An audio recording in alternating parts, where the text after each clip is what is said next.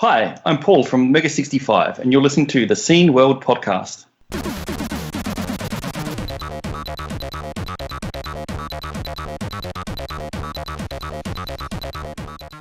Hey everyone, welcome to the podcast. I'm AJ. Joerg is there. This is Scene World. How's it going? Good.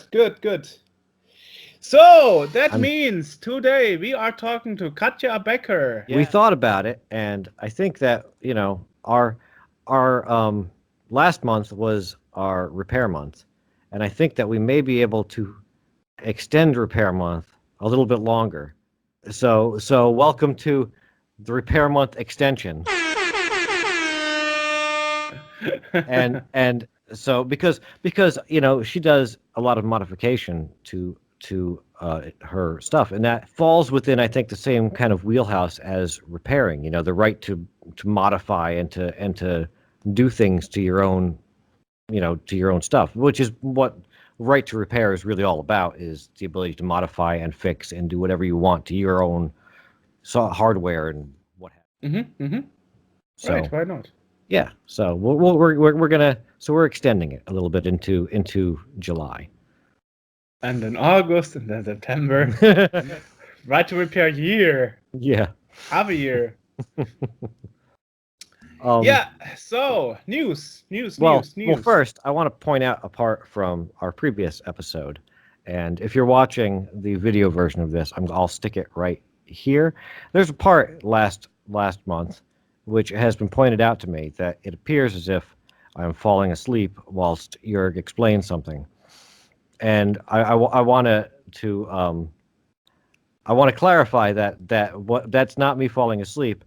That's me having a severe sinus migraine and trying to make it through a podcast. What nobody saw was the 3 hours before the podcast that I was sitting in a dark room with sunglasses on, trying to stop my head from pounding. Seriously? Oh, I was terrible. It was awful. One of the worst days of my life. Okay. I wasn't falling asleep. I just really didn't want to see light. Okay. So that's also why I missed that podcast, because I was ill. So anyway. Yeah. So, well, I have to say, I was really happy, and AJ can confirm this. I was so excited to finally talk to Scotty Allen. Yes, he was. I was mentioning it for months. Like, hey, soon we are talking to Scotty Allen. Isn't this awesome? So, he's one of those guys, and also like the iFixit people, like always happy, always smiling, and always showing something positive, and even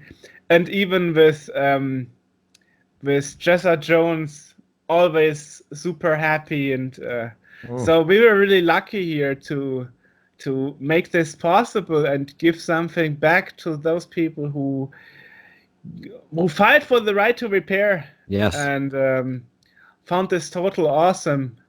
And I'm real bummed that I had missed the iFixit thing, because I mean, I have this is an iFixit tool that I actually have and use. Like, I've got, I think it's called Spudger or something.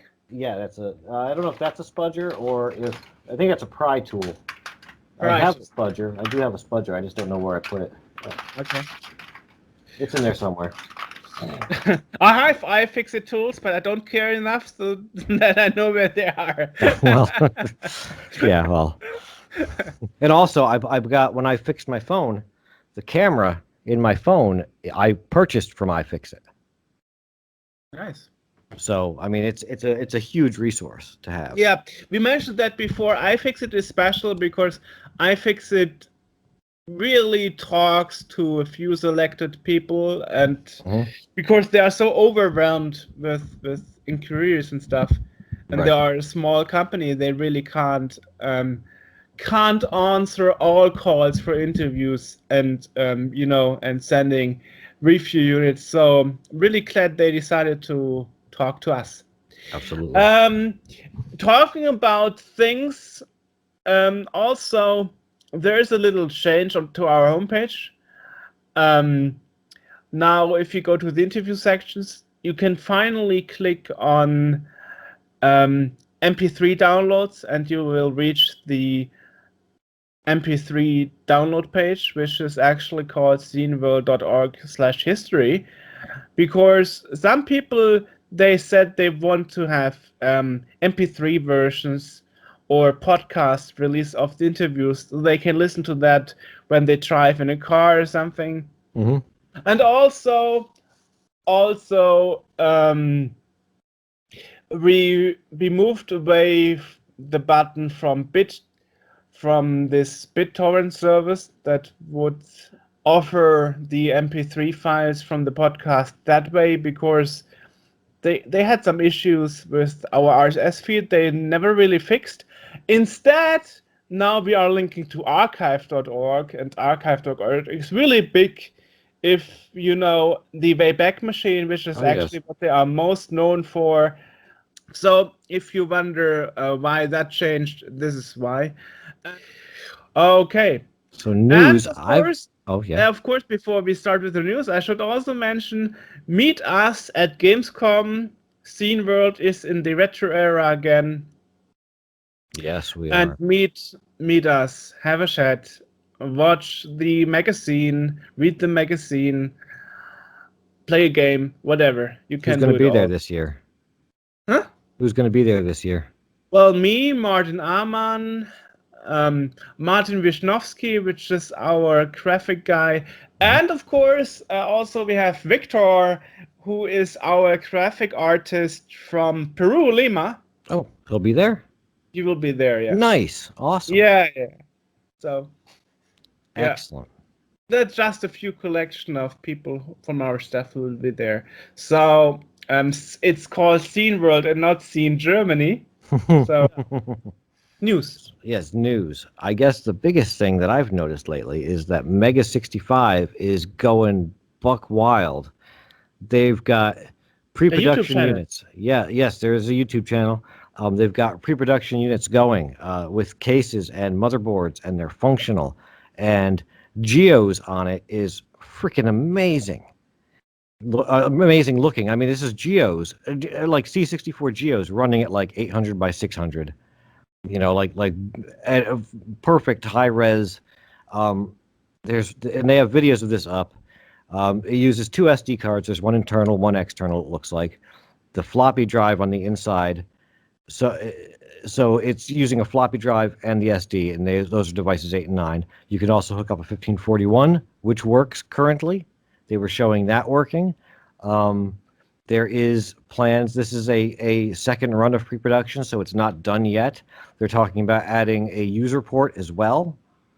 So currently it doesn't have the user port, and the case doesn't have the hole for it. But I mean, it's rolling, you know. And just in the last week, it's just been one thing after another being released about the Mega 65 and how far it's come, and that's freaking awesome because that's one of the projects that I'm really interested in. Even though what you're going to do with it, I don't know, but I really want one for no good reason. but yeah, so that's cool. Okay, what else? Well, talking about similarly new machines that are reproductions or newly invented. The Commodore, or not the Commodore, but the C256 Phoenix, and that's spelled Foenix. I don't know. The pre-sale will begin shipping mid-August, they're saying, and there's already a handful of tools and developer things. There's a tracker, I think, that's available. There's a very basic GUI. So that's happening, which is kind of funny because we heard of it out of nowhere and weren't sure if this was just sort of, you know, somebody making some stuff and then, you know, not really going to follow through. But it seems like it's really happening. So what really blew, I think, is the C120 128RM not making it. Yeah, I really would have loved one. Me too. I was really also looking forward to that, and I wish I knew what happened. Yeah, there was some negative reaction from people from the public on Facebook and wherever else about it, and I guess a lack of documentation. But as we talked to, so we talked to Peter about it early on, and it was more. We got the impression that it was more that he was too busy working on the boards than, I mean, writing the documentation and showing specs and whatnot is a bit of work, and he was focusing mostly on getting it functional first. But currently, the website is down. And he doesn't answer to emails, unfortunately. Right. So, we'd love to know, Peter, if you're listening or watching, please get in touch with us. We love you, and we love the 128RM, and we would like to know. Actually, I said I would pre-order one, but never came around it because it's not there anymore. Right. And I'm wondering if anyone did pre-order it, and what is the status of that? Well, not enough. I think on Forum 64, he says like 500 people had to pre-order it. Otherwise, the project would be cancelled, and I think that's what happened. Okay. Well, that's a shame, because I was really excited about that. I think, and I mentioned that before, some projects exactly like this project are perfect for going with flexible funding. Yes, absolutely.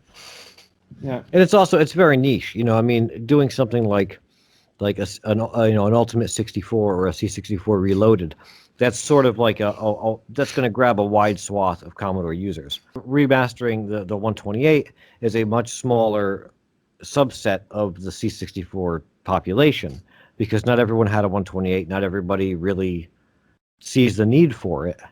I mean, I've got a 128, and I still use the 64 for most things, because there isn't all that much 128 software available. So it is a niche market. So I think that, like you said, flexible funding and not going for a certain number of pre-orders maybe would have been the better method. But speaking of the Ultimate 64, the firmware was just updated June 23rd. So, or trying to cooperate like Law Pricks. When we talked to him, he said once the Z64 keycaps are out, he plans to cooperate with that guy and order his keyboard together with the keycaps as a bundle that people could actually buy. Right. So. But the problem is you also need to have the mentality to stand your ground and not be influenced too much by the negativity, or if the minimum amount of orders isn't met, find alternatives. Right, and it can be difficult to wade through when you get a lot of negative comments from people. It's tough to follow through with stuff because you get discouraged, and that's it happens. I understand. I mean, look at Dave Lowe's Kickstarter. He had to do it 3 times. Oh my God! And many people would have already given up the first try. Yeah. Yep. And while we're talking about, we're talking about the 128 remastered. We're talking about the 64, the Ultimate 64. We're talking about the Phoenix C256 and the Mega 65. And in December, the full-size C64, that's based on the Mini, is going on sale. The C64, actually. The C64, the C64, will be going on sale in December with the actual working keyboard and stuff. What really annoys me when people say, I'm retro, I love the old stuff, and nobody understands, and this really shocks me, how important it is to have working disk drives. It is important, goddamn. People say no, it's not important. I have bullshit.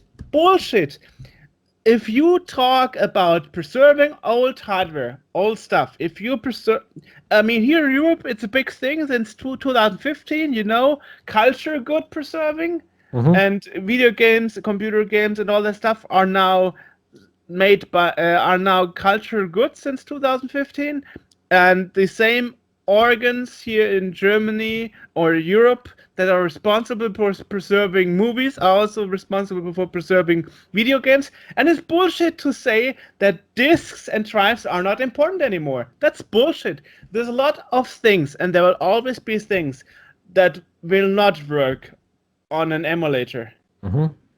And things like copy protections should be preserved.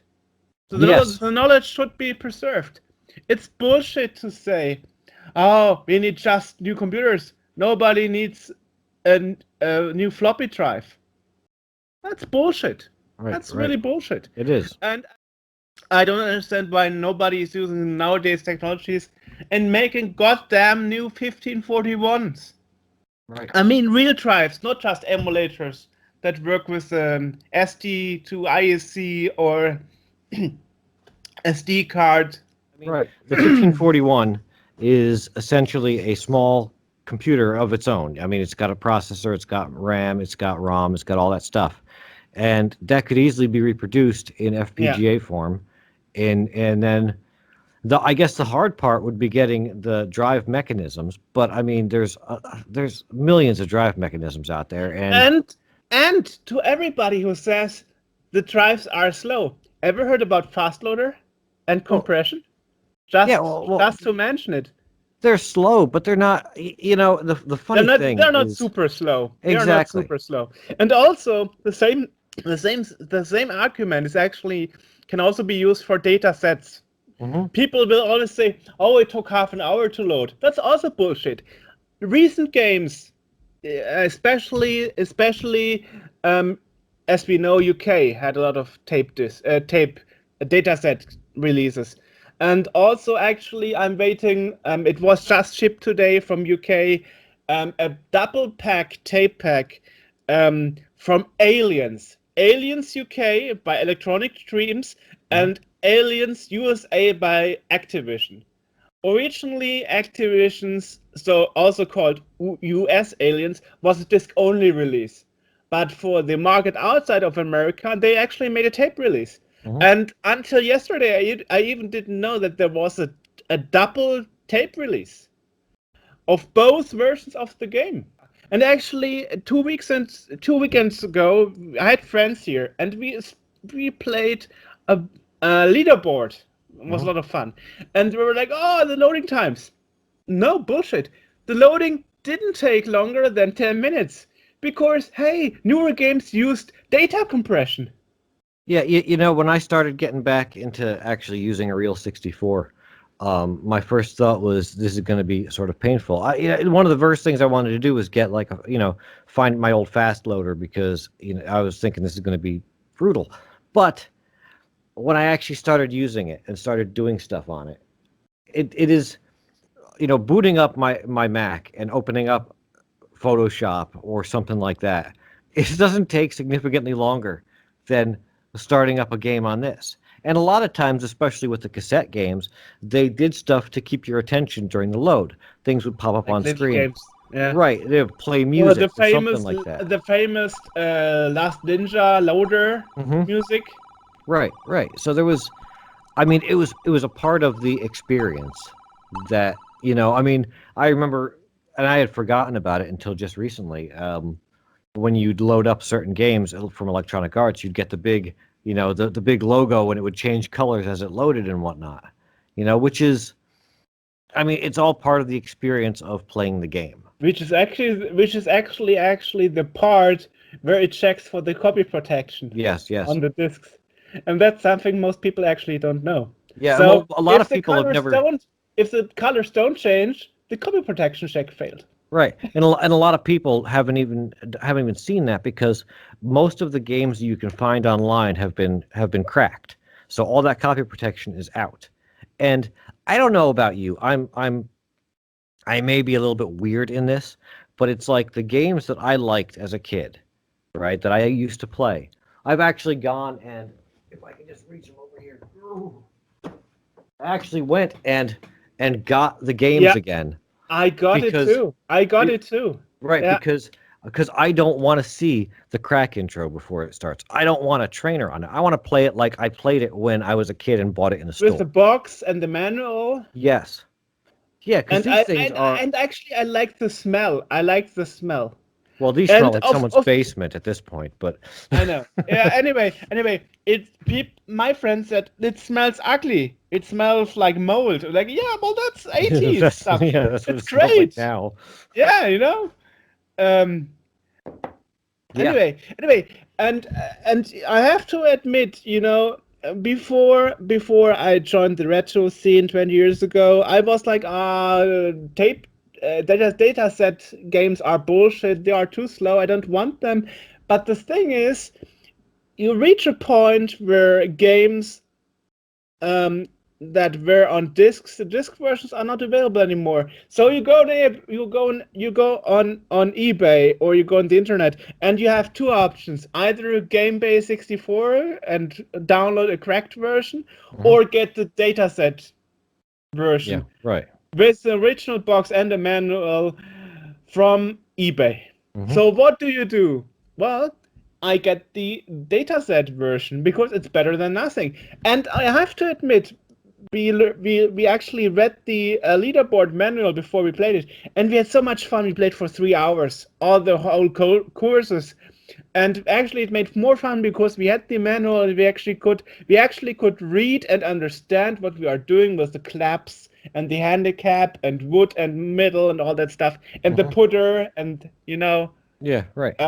So I don't understand why people say we don't need disk drives anymore. And I also think that dataset games are not as bad as people think they are. And the one thing that also people will say a lot is, it had a lot of load errors on the data sets. That's also not true, because the Commodore 64 was one of the few computers back in the 80s that actually put the data on the music cassettes digitally. Yeah. Right. And this is why you had far less loading options, far less loading errors compared to the Spectrum or the Amstrad or any other computer of that time. Yeah. So, and sometimes it blows my mind because people are saying something like, I used to remember it took half an hour to load. Well, no, it did not. Yeah, when you're a kid, it gets exaggerated as you get, your brain creates hyperbole as you remember things back, and suddenly this thing that maybe took 8 minutes to load, now it takes, an hour and a half. And what is true is that the early games from 84, 83, 85 took hours to load. Half an hour. But let's be honest, everybody from us who played Commodore 64, we didn't play the games from 83. We played the games from 87. Right. We played Last Ninja. We played all the newer hardware like Mayhem and Monsterland, Turbo Outrun, Turrican. Right. Who went back and played a game from 83 like Blue Max? Maybe twice a year because it was fun. Or Cuddly Qbert or whatever, or Jumpman. It were nice games and they had slow loading, but as soon as the games progressed and the graphics were better and animated, Last Ninja 3 animated intro, minutes long, a classic. Even back then, we didn't really play the old games from 82, 83, 84 too much. Maybe exception Flight Simulator 2, but that is a whole different game type of program. So anyway, this is just my point. So everybody who says it's great, we have FPGA-based computers and Z64 Reloaded. Somebody please do a 1541 replacement, because those games those drives are getting old, and there's not really any replacement. That isn't an emulator that would only work with an SD card. Mm-hmm. Yeah, I mean, I think the only floppies that are still being made for the 64 are the FD, the CMD FD clones, the FD 4000 and 2000, which are cool drives and they're awesome drives, but are not 1541 drives or 71 or whatever. Yeah. So anyway, this is my point of view, and honestly, the day I will have no longer a working disk drive, I'm not sure if I would still enjoy the hobby so much. Mm. No, not at all. I got 4 stacked up over here, and I got 4 more stacked up on the floor over there. The top one is a 1581. You can't fool me. Yes, it is. Yeah, my sweet baby up there. Yeah, I got 2 of them. They're awesome. I love them. Yeah, I know. They're great. They are still expensive, but hey, sometimes we're lucky. And an Enhancer 2000 right there. Yeah, just like the one you have. Yeah. And I know where I got it from. Yeah. Man, this is also missing the sticker, just like that one. Jesus. Yeah. Anyway, this is just my point I wanted to do. Yeah, and I was not thinking. While we're talking about games, I don't know if we've mentioned this before. Oh my god. I don't know if we've mentioned this before, but I've gotten my copy of Reshooter. Nice. From Richard Loewenstein and wow. Hey. Yeah, see that I practiced that before there. And Martin Alman. Okay, let's put it to a test. Yes. What's the name of the guy who does the Mario voice? Charles Martinet. Exactly. Huh? People, you don't know that, but before we interviewed Charles Martinet, AJ and I, we had a discussion. I'm like, it's a French name. You say Charles Martinet. And AJ said, no, he is Canadian. I said, he's French Canadian. No, he's not. He's English Canadian. So he said Charles Martinet. And when we finally had the interview, and Charles introduced himself as Charles Martinet. Mm-hmm. And I went, because I had recorded a promo for the previous podcast saying, hey, go see Charles Martinet in this place. Yeah. And it's like, oh, I hope he didn't listen to that. Well, anyway, yeah. So I wanted to show how nicely this is put together, because there is glorious, beautiful stuff back there. There's the way it's packaged on the inside. Look at how great it's packaged. Yeah, right. Yeah. But I mean, this is like awesomely done professional stuff. Yeah. Coming with a autographed postcard. Nice. And a beautifully illustrated and written manual. In color. A color manual, yes, color. And way in the back, if you look very carefully, there's right below my finger is my name and Laura also, Rose. Yes, Laura, my girlfriend who did the voice of the game, the in-game voice. Escalation. Yes.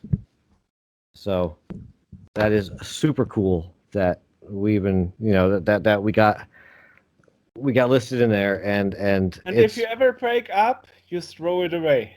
What? No, hells no. Because you can't stand it anymore, seeing your girlfriend's name in a game. When she's not your girlfriend anymore. The coolest thing is that just with that one little action, she has become more legit in the Amiga community than I have ever been. Yeah. Well. So, but that's... Yeah, anyway, speaking about scene, we talked a lot about the Intellivision. Well, to correct it, AJ spoke a lot about Intellivision. I didn't really follow it, but while we were doing the plannings for the Gamescom interview appointments, I also wrote an email to Hans Eppisch, who is pretty much known in the video game industry. And he was CEO of Computech Publishing, one of the biggest publishing houses for gaming magazines, and he used to work as a coder for Rainbow Arts and all that stuff. And he said he has news, and he will tell me about the news later. A few days after, I read an announcement that Hans Ippisch left Compotech Publishing as CEO and now joined in television entertainment as president of European operations. Oh my God. Awesome. Hey, can we get him on here? Would he sit down with us and talk to us about this new console? I hope. At least we have an appointment at Gamescom already. So that's the first step. Awesome. And it's probably something we will talk about with him. Yeah. So that's excellent. And since you just mentioned Gamescom, over here in the U.S., in the mighty or the great gray north of New Jersey, a video game con has been announced, and it's going back to it's being called Video Game Con AVGC Classic. So it's going back to its old venue because last year it was at a much larger convention hall, and I didn't make it because it was just a little bit too far away and my schedule didn't work out with it. And will you make it this year? Hopefully, yes. It's back in Parsippany at the PAL. For those who didn't know how this went to happen, so Paul Solomon actually was at Richie Knuckles arcade, and they were having a relaxing evening with friends, and then between some beers and in a live streaming from that venue, he actually mentioned, oh, actually I'm planning to do this video game con, and actually I made a Kickstarter. Would you like to back on it? And then Richie Knuckles and his friends actually backed live on it, and a day later I was actually WhatsApping AJ because he was complaining that there's no fucking retro-related stuff in New Jersey where he lives. And then I was like, here's something for you. And then he was looking at the Kickstarter and he said, like, this entry ticket it's too cheap, it can't be real. But he backed it anyway. And then he went to the video game con, and he was surprised that this ticket price wasn't a fake. Mm-hmm. Yeah. I don't know why AJ thought it was a fake. Well, because it seems so. Well, because when you backed it, it was such a ridiculously low price, and I was like, there was I don't remember what it was, but I figured like there's no way. $15 or something. Yeah, and I was like, that can't be right, and I figured that probably that'll get you registered. There's a bug in here.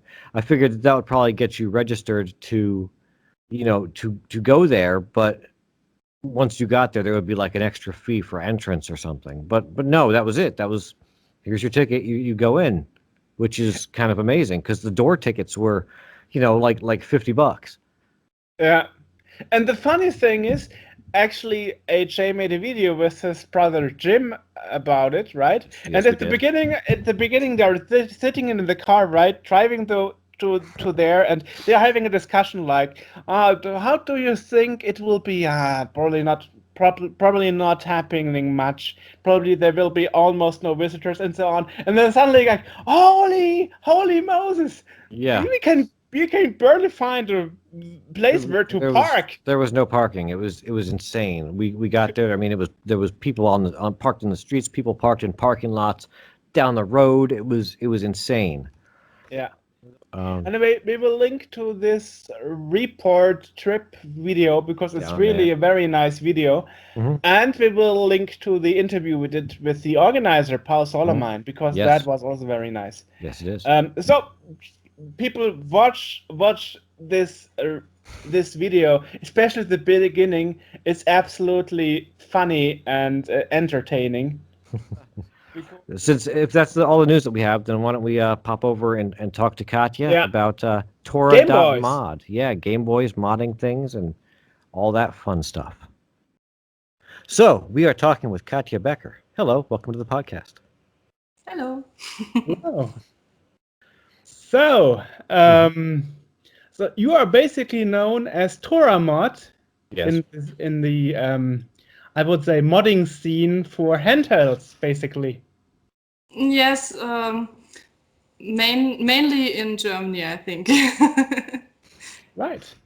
So how did that start? How did you discover that you can mod actually handhelds, and how did that all start?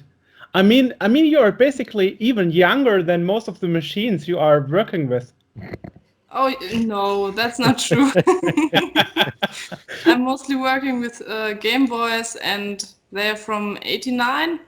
I'm from '91, so Yeah. that's So not how do you even know that they exist? true. Yes, it all started with my parents, because they always had most everything.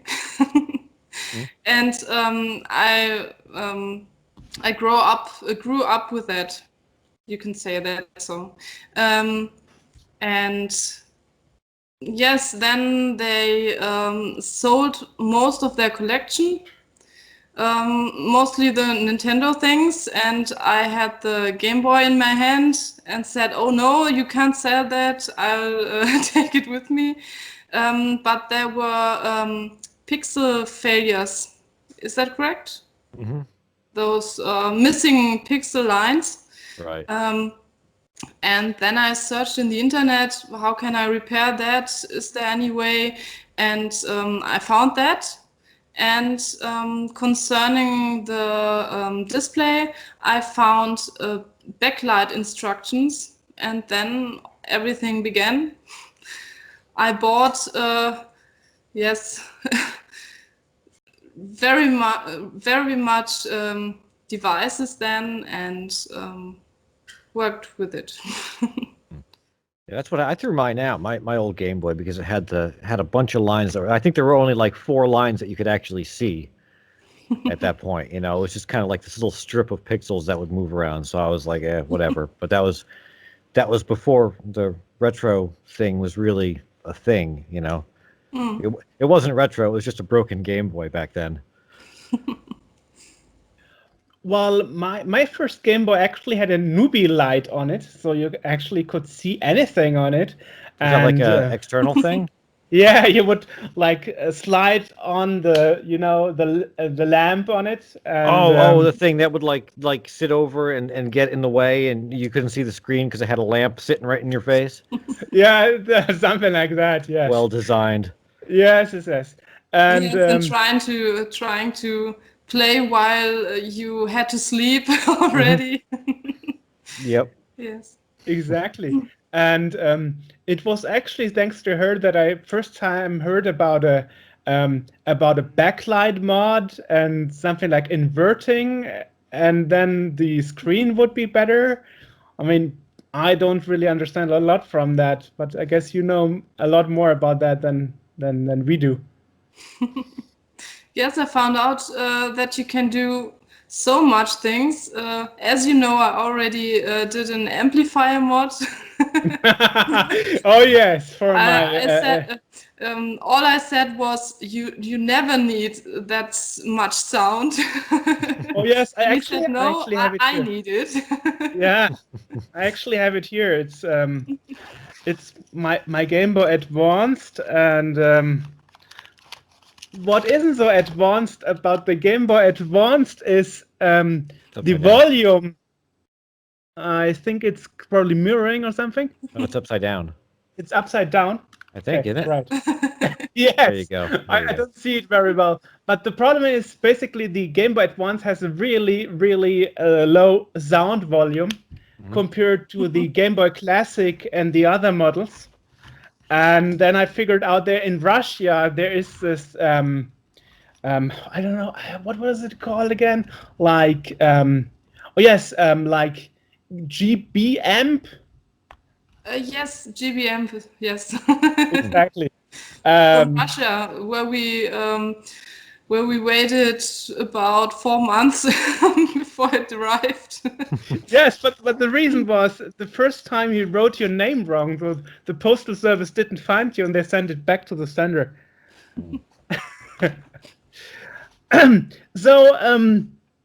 So do you have any examples of the modifications you do?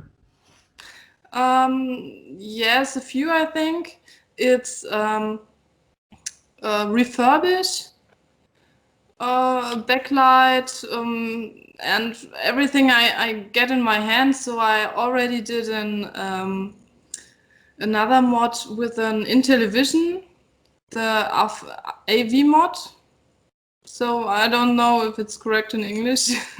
That sounds right. What is that exactly? Cinch mod. So you can connect it to a cinch connection. Okay. So I guess it's similar to the Famicom mod, because the original Famicom from 83 only allowed you to use the antenna connection to connect it to the those TV. awful little boxes that you had to plug it into and then screw it into the back and the coax thing. Yeah. Yeah, exactly.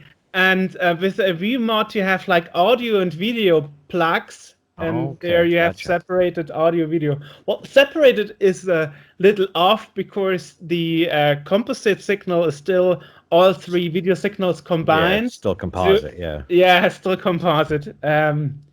But I guess that's the best you can get. It's still way better than RF modulation, which is just Yeah, rough. RF was the term exactly. RF, yeah. Yeah. Right. What I also do is some airbrush painting. Not much, but a little, some easy things. I learned it from a friend. She learned airbrush design and showed me how to brush with the cans first. Yes. I guess, as you mentioned, you bought a lot of consoles and repaired them first before modifying them.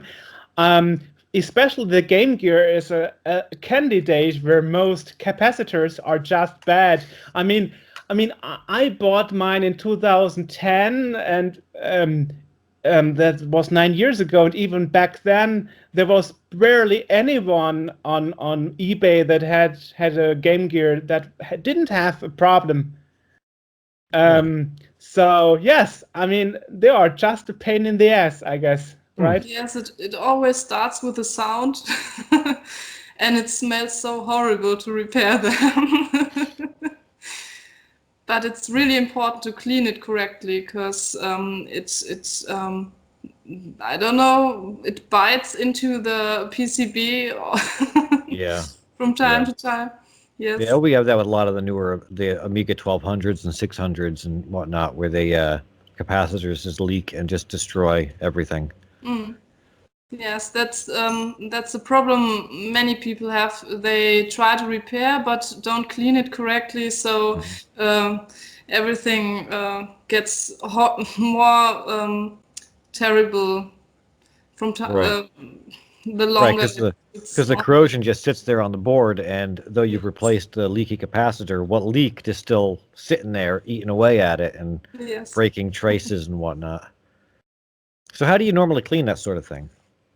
I use isopropanol. Okay. Yes, and a brush. Okay. Finally, there's a use for all toothbrushes. Toothbrushes. You shouldn't use toothbrushes. I know that, but they are perfectly. Yeah.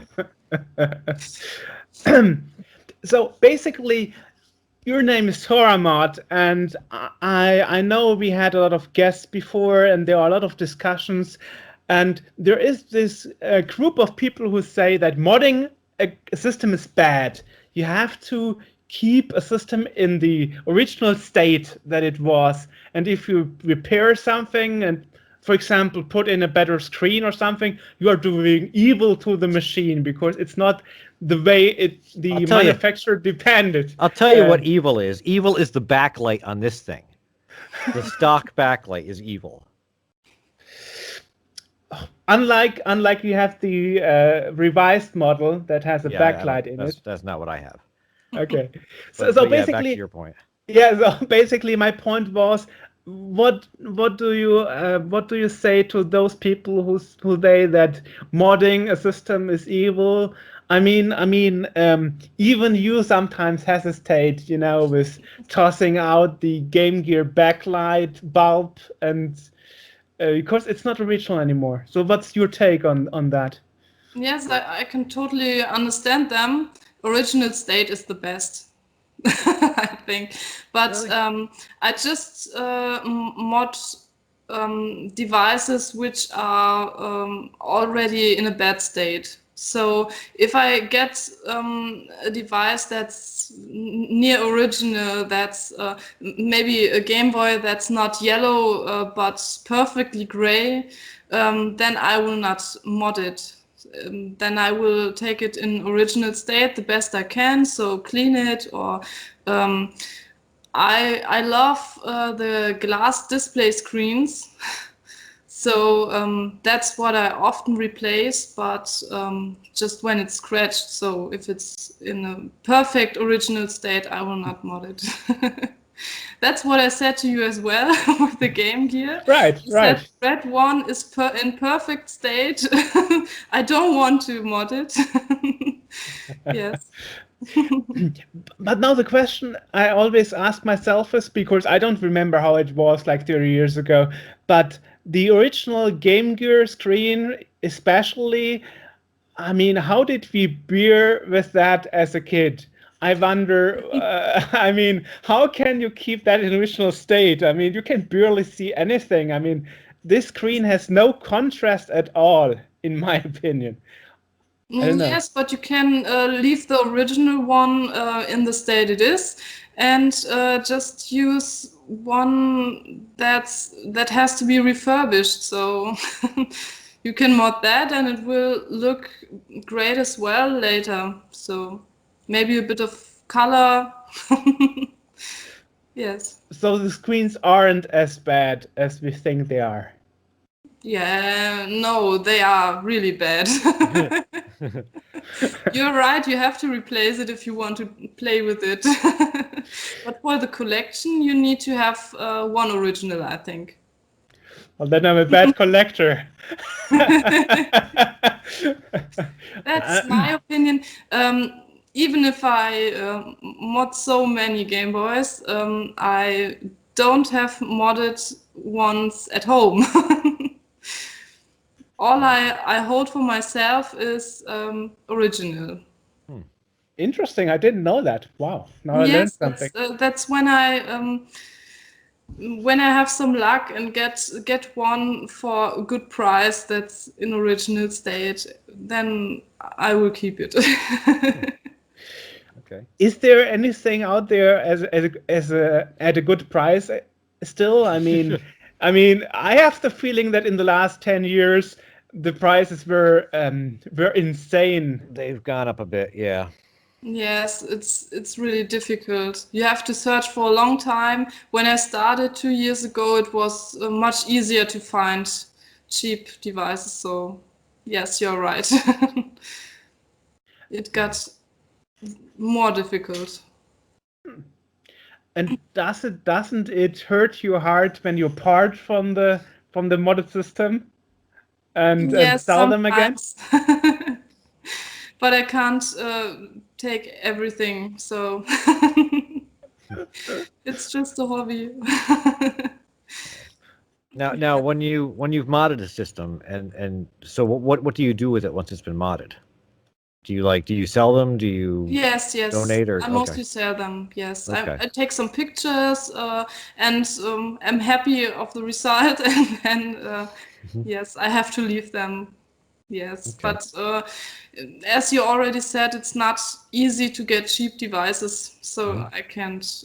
I have to sell sometimes. Right. Yeah, with the pictures, I really have to say I get a lot of pictures sometimes, when people are asking me, why do you get so much messages? I'm saying, well, I'm getting pictures from the inside of my Game Gear. Yes. So, yeah. Well, Wait, did she fix your Game Gear? Yeah. Oh, okay. Yeah. I was unaware of this. Okay. Yeah. Well, my problem is a bit special. I bought this Game Gear in 2010, and it was broken constantly, like 4 times already or something.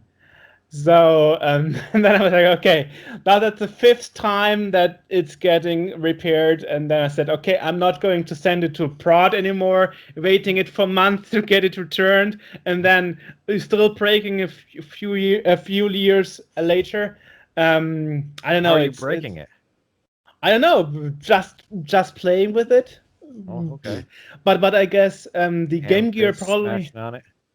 No, I guess the Game Gear has this special problem that you have a little PCBs inside and a little capacitors, and once the sound breaks, then another time the screen is having a problem, then the power supply stops working. I think it's all those little things that die once after another. But I'm not an expert. It's just what I figured.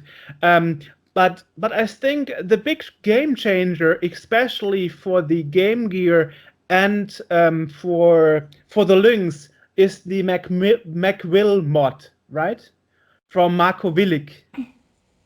Yes. But I think it's the only display actually to get to. So some people say the scalance isn't that good, but I think it's perfect. So yes. And what is that mod specifically? It's a new display, so a modern LCD display that's added to. So the old one is taken out, and Cool. But it's not just the screen alone. I think the PCB is with it, right? yes, And it's the display and a PCB to convert the signal. It's all included, so you just have to slide in the display, fix it, and then solder some cables on it. Yes. there's another well-known person in the Game Gear field in Germany, that's Silvio Laute, and when I spoke to him and I spoke to her, and they both tried to convince me when I get the Marco Willig replacement for my red Game Gear. Don't let them put in the VGA adapter because it will make the thing look ugly. I was just going to say, the way that sounds is almost like you could do a breakout and hook it up to an external screen, which... It is, yeah. Through this Marco Willig mod, you can add like €50 additional to it, and then you get a VGA breakout for connecting it to a screen. Which is quite funny because actually it's using the contrast dial to switch it on or off.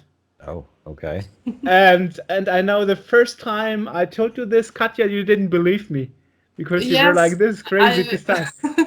So I never built it in the VGA. So I didn't read that part in the manual. And I couldn't believe it. But it's a great idea, I think. So, what else do you do with those? I mean, what other mods did you do that are maybe a bit, special or uncommon, apart from the amplifier in the Game Boy Advanced? Oh, I think it's bad. I don't have so much time, so it's not that much that others didn't do already, I think. But I think the quality is great. Yes, because I learned it. I'm an electrician. That's maybe what what you say, and worked some years in our SMD manufacturing, and so I think the solder quality should be good enough.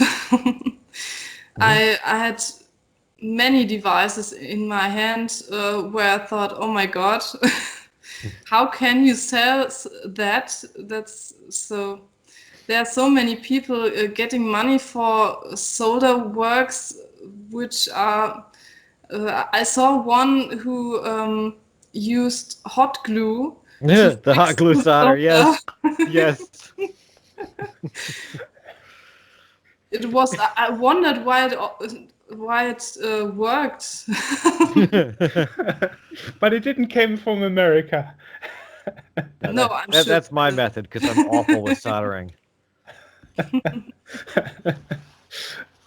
Right.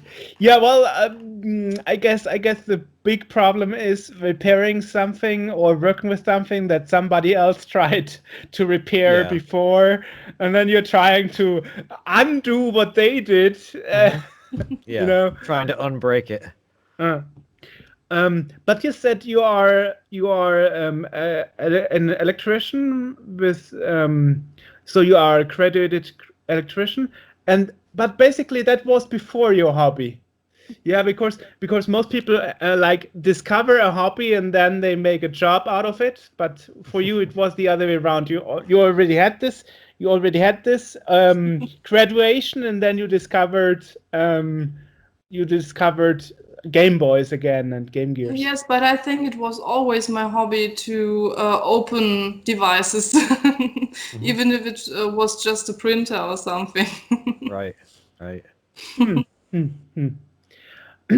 And well, one thing that I figured is that nowadays it's a big problem to find somebody who has the knowledge to repair those old stuff still.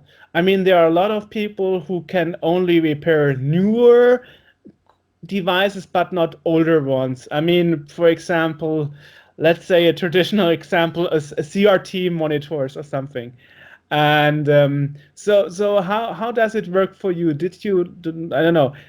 I mean, did you, well, get interested and then learned about the old technology that the Game Boy and Game Gear used, or did you know that before already, or did you, don't know, read articles about it, or is it just trial and error and see what works? It depends on the problem. So if you have a Game Boy, for example, I had it last time.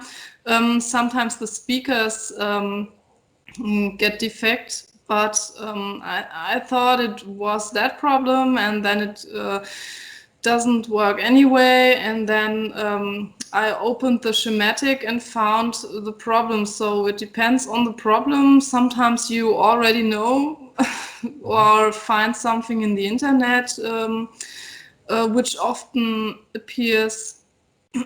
But yes, if there are special things, then I can already read the schematics then. So the knowledge is there. Border cases where you have a really trash device, and I guess like 20 years ago or 10 years ago, people would have said, okay, trash it, get another one. And I guess the typical problem is the more you trash 10 years ago, the harder it's to be found nowadays. Yeah. And the more the price is raised because there are less devices that you can still work with. So what's your approach? Do you sometimes give up and toss it and get a new one? Or are you one that is like, okay, get back to that half a year later and see if I can get another approach? I mean, I have seen horrible stories where people just, I guess AJ, you saw that, where one person tossed a very rare Amiga version because he had no idea what he was tampering with, and then he broke the CD drive, right? Yes, I did. And maybe you can tell about that because I don't know the whole story. He tried to replace the CD drive in an Amiga CD TV, and well, at first he tried to adjust it. He didn't try to replace it because it wasn't reading, but evidently there's a specific way to do this, which is fairly well known in the community, but he didn't read up on that, so he broke it in his attempt to fix it. And then rather than give it to someone who could then properly repair it, he just took a hammer and smashed it into tiny pieces and threw it into the trash. And yeah. He used to be on our staff. in my family, nobody ever threw away devices like that, especially consoles. Yeah. I'm really happy about that. Perfect family. Yeah. So okay, the original question behind that was if there are cases you give up and say, okay, this is unfixable, or are you a person who tries till forever and you say there isn't a case where this is not fixable? Well, but you can also salvage parts from things that are completely broken and messed up. I mean, Yes. everything's good for parts. Yes, I collect parts as well. That's correct. Yeah. But yes, I try to fix it, but sometimes there's no hope.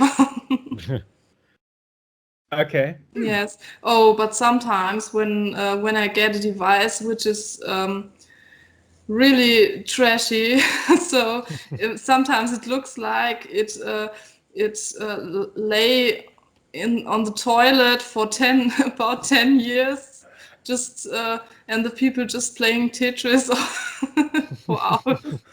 Which is exactly probably what Wow. happened. Yes, I think so. That's what happened. So sometimes you think, oh, I don't want to clean that. I don't even wanna take my hand on it. But you always, yes, you always love the result when it's. Sometimes just cleaning is enough, and it looks like new again. So you had that case where you had a device that was sold broken and it in fact wasn't broken. It was just not cleaned enough. No, that was not the problem. I had one where the display showed interesting.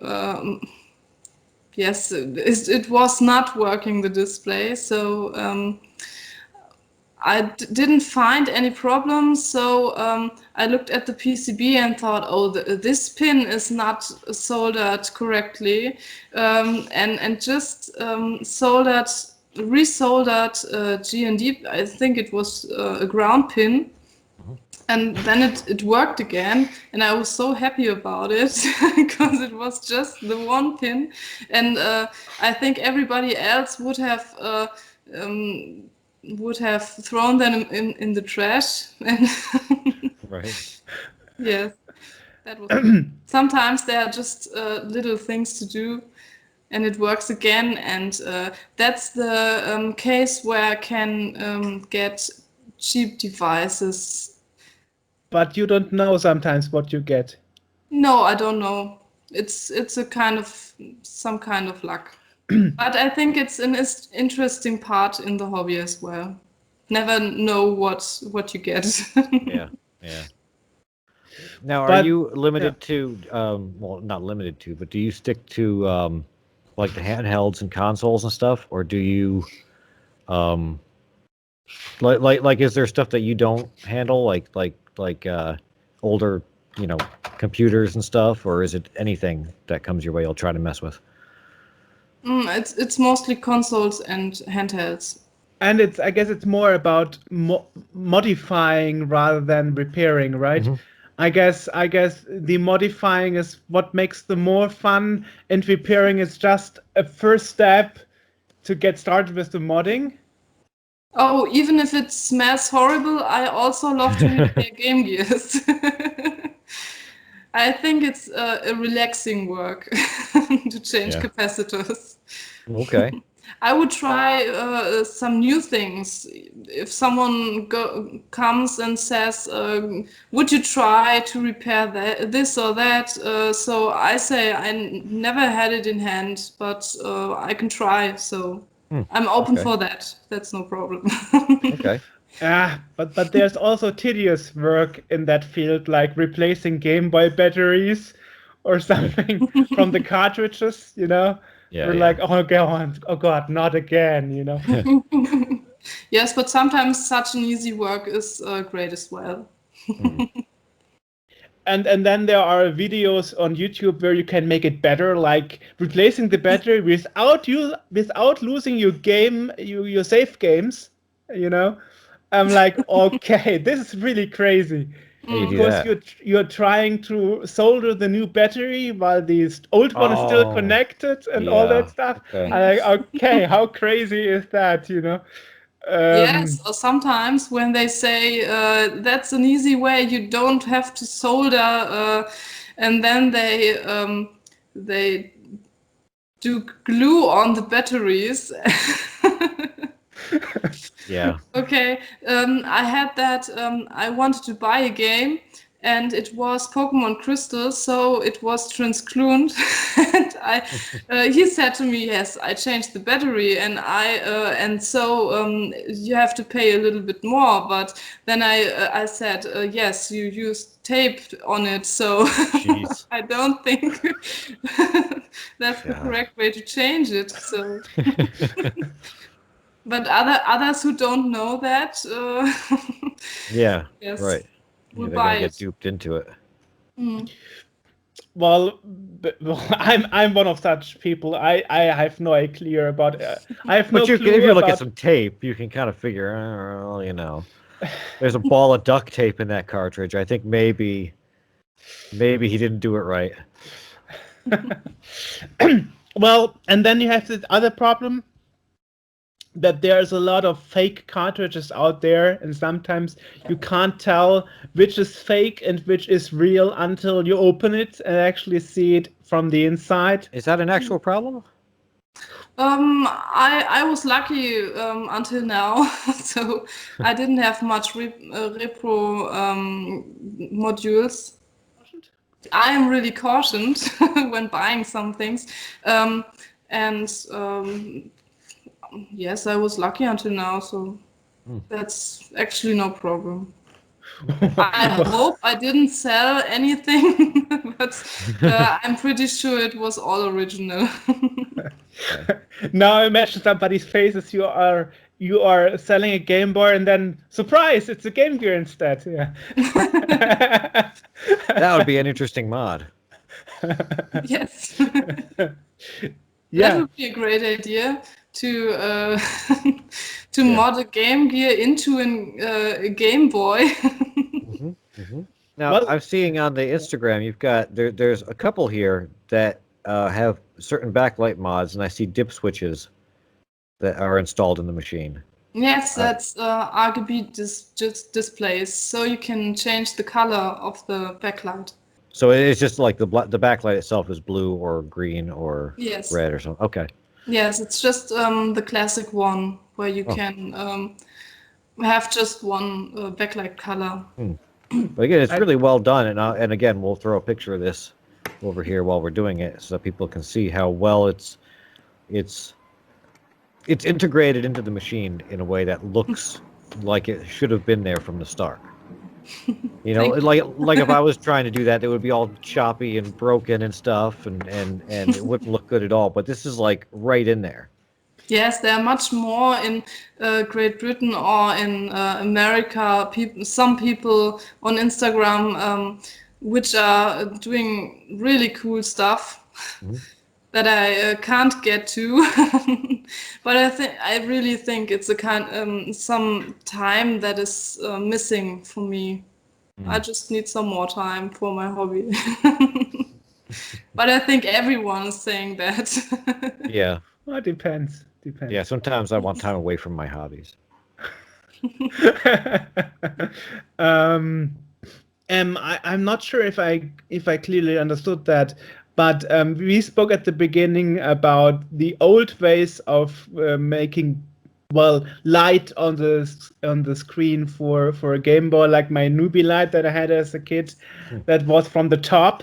But I guess this backlight mod for a Game Boy, for a classic Game Boy, combined with I think it's called B-Word mod or something. Yeah, and this is a classic Yes, Game Boy we're yes. talking about, which didn't Yeah. have a backlight originally. Yeah, This was just if you were in the dark, you were out of luck. If you were in the shade on a sunny day, you were out of luck. Well, I've read about it. I'm not sure if I understood the concept, but I understood it like somebody back in the day tried to connect the display cable of the Game Boy the other way around, and then they inserted a microchip to invert back the signals of the display so it would be sharper. Because originally it was, I'm not sure if I understood this correctly, because I'm a totally noob when it comes to electronics. Is that correct? Yes, it's called Tora.mod, so B-invert, and it's just an inverter chip which is connected between the signal from the chip to the so from the microcontroller to the display. It's just an inverter chip between it, and then you have the polarizer in the display, and you replace it and turn it 90 degrees. So the display is inverted again. So you have a B-invert. It's just crazy. How does somebody even get the idea of like, let's put it in the wrong way to have the picture sharper, and then putting a microchip in it to re-invert it back. And man, does it make! I just looked up a picture online, and that is a difference. Yes, that is a difference. Significant difference. Someone described that to me someday, and he said dark pixels have more, so turned off pixels have more contrast than on-turned pixels. So that's the reason why it's a better contrast, but I'm not pretty sure about it. Okay. One thing I don't get actually is the problem of display rot. I think that's how it's called. That's when the LCD display gets black points on it. I don't know where it comes from. I think it's when the LCD crystals dry out. Yeah. Yes, and I'm actually searching for a way to get rid of it. I found out when lying them into sunlight, it sometimes changes a bit, but I'm not ready with my diagnosis. So sunlight seems to change something, but I don't think I'm not sure if it's the UV light. I'm not sure if it's that or if it's the heat. But I'll try this summer again. Don't try it in the microwave or in the oven. No, no. It's actually. Oh, you can do the PCB into the oven and then put your pizza in after that. Yep. Does that actually work? Because that's somebody that people on YouTube mention all the time. If you have soldering issues with your PCB, put it in your oven. Isn't that fake or something? I think soldering iron is smelling about 250 degrees. So this can work, I think. But it's not really good for your health, I think. That's something they did with the Xbox 360.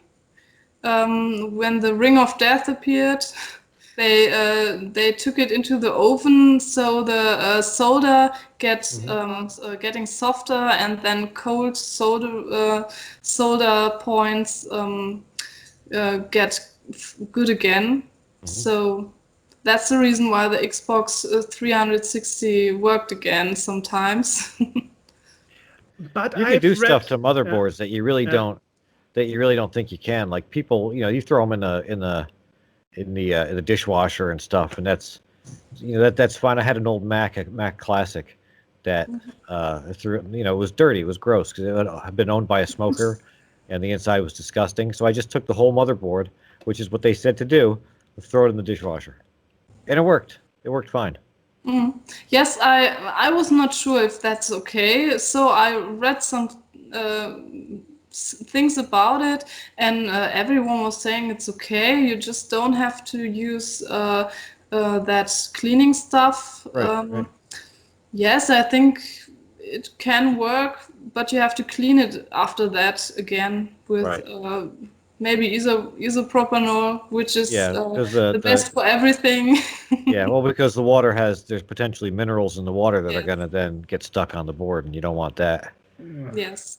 But I've also read that this oven trick only works for a couple of weeks, and then the problem reappears. Wouldn't know. Yes, I don't know. I haven't tried it myself. I just heard about it. It's not going to break it. Yes, it's not going to break it. Well, I better use my oven for cake only, or for Yes. pizza or something, not for PCBs. Yeah, I have seen stories on YouTube like, oh, I put it 1 degree too hot and now something melt off it. And But you think about, the components themselves are made they get warm, so it's like, yeah, you got a chip there that might be kicking over at like 200 degrees or something. That's perfectly normal for it. So you throw it in an oven at 200, 250 degrees. That's stuff it would be exposed to anyway. Yes, but if you use a soldering oven, they are also for about 2 to 5 minutes in an oven with 315 degrees. So I think it's no problem to use 250 degrees and just put it into it. I don't think that should be a problem. The devices are often for working temperature, so while working, while electricity is on it, for 275 degrees. So when it's not working, it's no problem to do it into the oven. No. Right.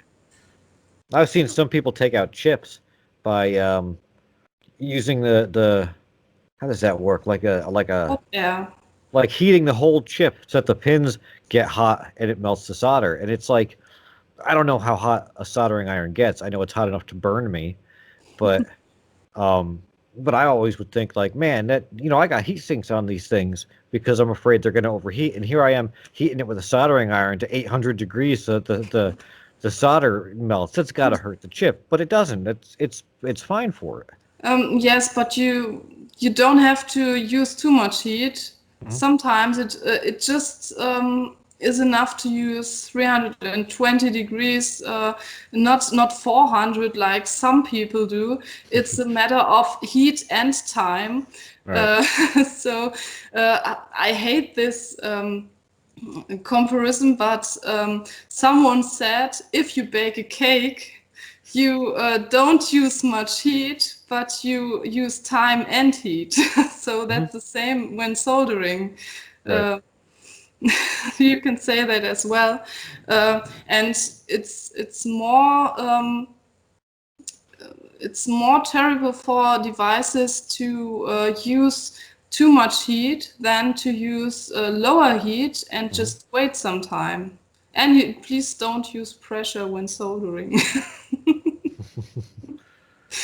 No pressure. It's something I see so often, but I'm guilty of when I desoldering things. I use a lot of pressure because a lot of times it doesn't want to melt unless I'm like really kind of pushing the thing down on it, like come on, and then it'll finally melt and goes everywhere, and then I've ruined whatever it is that I was trying to do. And, Oh, sometimes we have at work a soldering station with hot air and vacuum and everything you need. So it's sometimes so terrible to solder at home because this station at work is about 2,500 euro.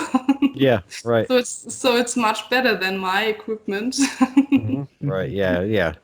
I think I've got like a $6 soldering iron off of eBay, so it's it's garbage to begin for with. most things it's okay. So you don't always need such good equipment For most things, it's enough. But for Christmas, I had a wish. Just one soldering iron that is a bit better. And now I have a Vela soldering iron. Okay. And I'm so happy with it. So what's the next mod you are planning to do? Oh, I don't actually know. I'm on HomeCon in Germany on Saturday, and it will be an Intellivision mod again. Okay. I did it one time, and that's the second time now. It's interesting to see an older device. Yes, this one is older than me, and but it's great. We played with it about 2 hours after I did this mod, and the quality of the screen was very good. I was a bit proud about it. So, what is your favorite thing that you mod? Like, as far as like your preference for playing on, like if it's a Game Boy or a Game Gear or something, or is there something totally different that you? I love playing Dreamcast. I Oh, think it's okay. the best console ever. I know we had a Dreamcast and Phantasy Star Online, and my mother worked on a provider, internet provider. So but the bills were high enough, even if it was that way. And I know when I came from school, I played Phantasy Star Online. Then my mother came from work, and then no, my father came from work. Then my mother came in the afternoon, and it was her turn then. And she also played sometimes all night, even if she had to work on the next day. So maybe you have a picture of my family now. But I have that in mind, and I want to do for a long time now the Dream Pie mod to get online again on a private server. I think there are always private servers online. So that's one dream I have. Maybe that's the next different mod. Yeah, I've read about it. It's like a modem emulator. Yes. Based on a what was it called again? On a Raspberry Pi. Raspberry. Yeah, exactly. Thank you. A Raspberry Pi, and you can actually buy it from some people like pre-built.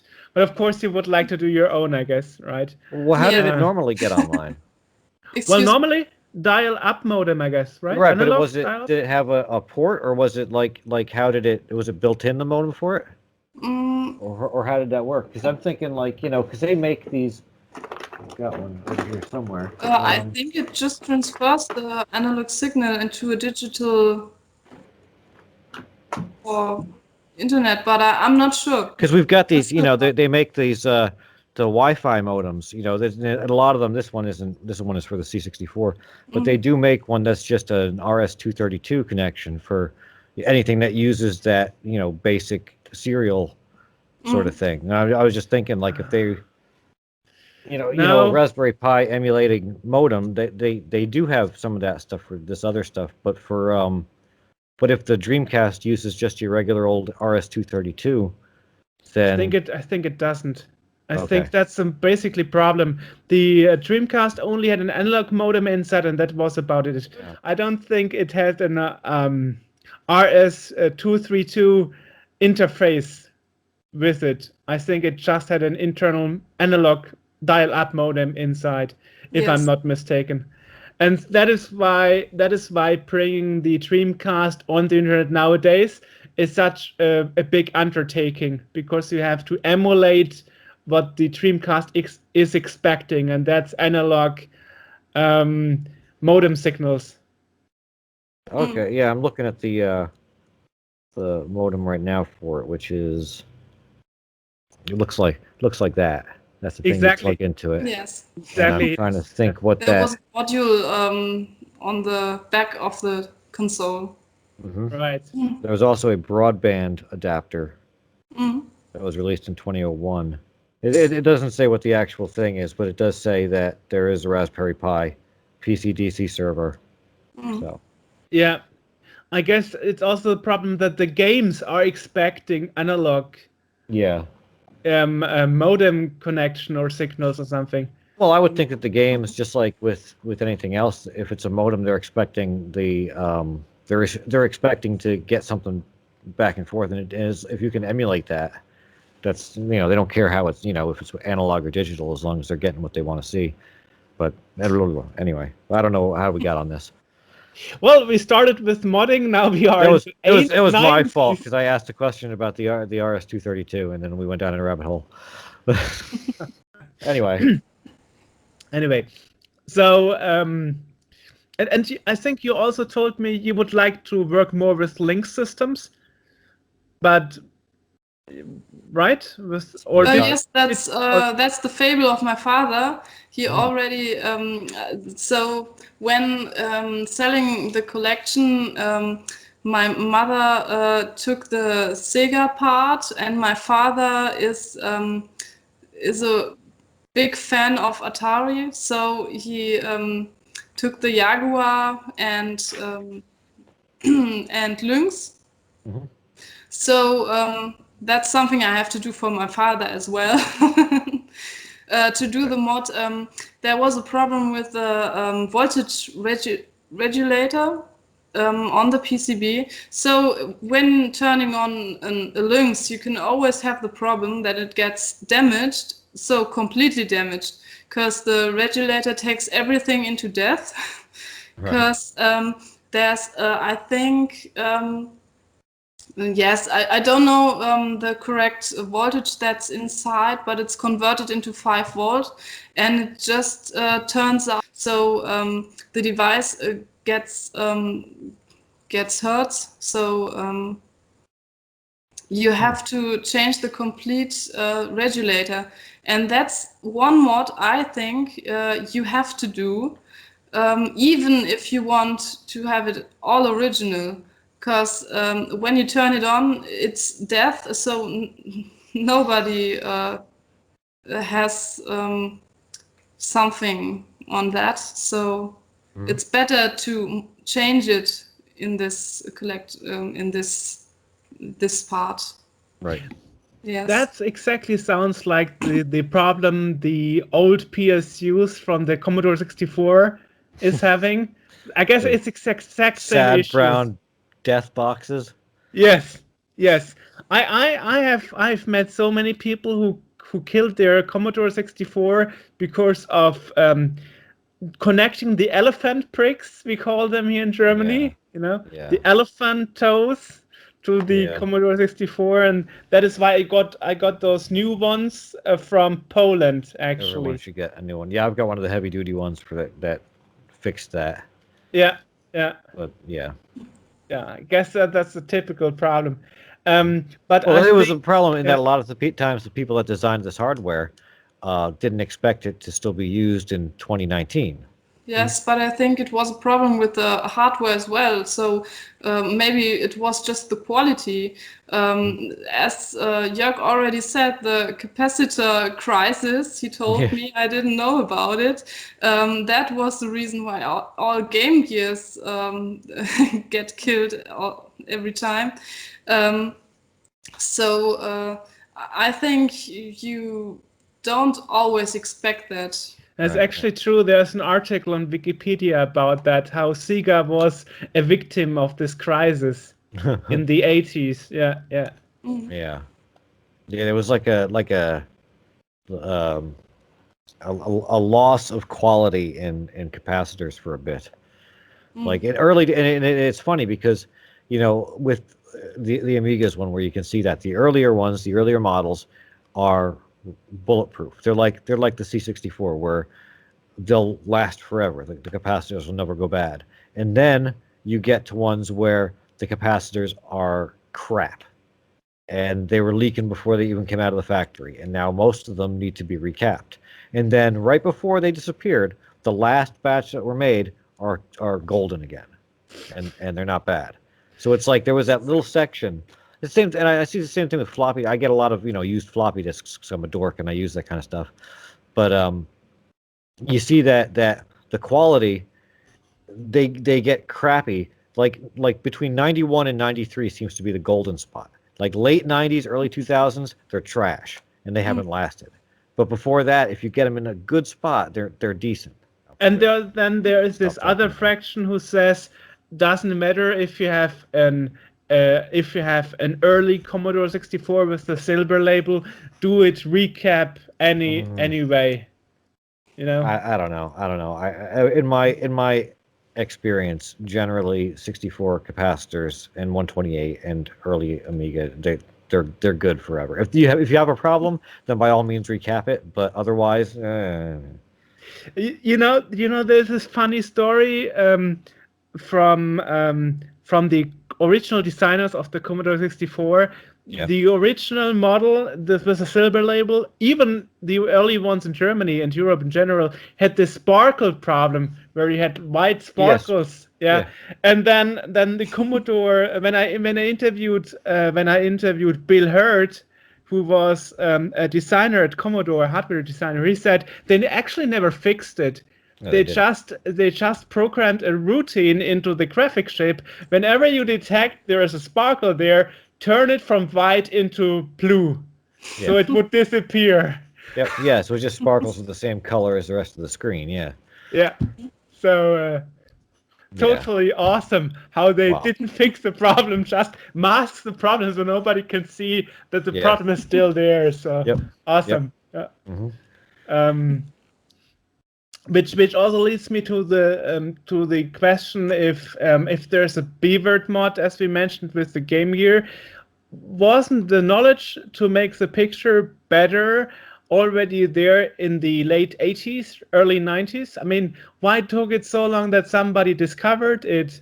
Why didn't it happen way earlier? Didn't they know it, or was it just too expensive? I always wonder why things weren't improved way earlier. I don't know why it should have been more money to invest. I think, yes, I think maybe they even didn't know. Why shouldn't they have done that? So I'm not sure if it's the same effect when you haven't got a backlight. So in the back of the display. I'm not sure. Okay. I think if they knew that there was a better way, they would have done it. Yeah, well, that's actually a lot of times the case nowadays, that you can improve old devices with new technology like 10 times better. And you always have to decide, as I said before, do I want to keep it real with all the flaws the original machine had, or do I want to have the best possible picture? And the trade-off is my device is not as it was originally designed. I think it's the best way to have one original and one for playing. Yeah, one to look at and one to actually use. Yes. That's how. Yeah, exactly. No, I've got my 128 over there is stock. It's exactly as it is. This thing has been. I've changed all sorts of stuff in this just because this is what I use, and because I actually want it to be cool and fun and actually work the way that I want it to work. So yeah, I think that's a good observation. And this other thing is, back in the days, it was meant as toys for kids, and nowadays the average gamer is between 35 and 45. So now toys for kids now turn into toys for adults, just because we grow older, Maybe you grow older. I'm still sprightly young man. Yeah. Well, I see a little bit of gray hair there. But, I was painting earlier, okay, and I got some in my hair. that is why. Okay. Yes. But kid in mind, so. Exactly. Yeah, it's totally fun. Um, so I don't know. I guess we got it pretty much all covered. Yeah, one thing I did want to mention that I was looking through the Instagram, through your Instagram earlier because I, kind of doing my research as you're supposed to do, and I did see one picture which I just wanted to reference because it's the kind of thing that I've always noticed about stuff, and it's the picture of, I guess it's the inside of a Nintendo, and there's a fingerprint on the circuit board. Yes. And I That was love just that cool. stuff. Yeah, when you take apart something that's been together and hasn't been opened in 30 years, and you open it up and there's a fingerprint or something from the dude that put it together. Like I love that, and that has no bearing on any of the conversation. I just wanted to bring it up because I think that's awesome. And I thought I was the only person that noticed that. You can't do that in a manufacturing today, so. Right? Yeah. Everyone's got gloves on and environment So suits. everyone said no, that can't be. Someone opened it already, but no, this fingerprint is so old. Right. It has burned into the copper. Yeah. That's an interesting photo. Yes, I think so as well. All right. Yeah, well, where can people go to find out what you're doing and learn more about you and the mods that you're making? I think mostly on Instagram. Okay. Yes, that's where I show the most things. I have a page on Facebook, but yes, Instagram is the best way to show such pictures. I think pictures say more than words in this case. So. Okay. And we will put links to everything in the podcast description and probably on the screen right now where people can see it, so everyone can go and check you out and see what you're doing. Great. Yes, thank you. Well, thank you for taking the time. I mean, I never really spoke much about modifying consoles. So great. Because, as I said before, so many people are against it. And I think it's awesome. I learned a lot today. Thank you. Thanks that you're listening to me and for the interview. It was a lot of fun. Great. Absolutely. I'm glad you enjoyed. So that was Katja Becker. You can find her. You can check her out on Facebook and on Instagram. It's Tora.mod on either one. We'll put links to everything in the podcast description down below. Thanks for joining us for our extension of Right to Repair Month. And we'll see you next time. Bye-bye.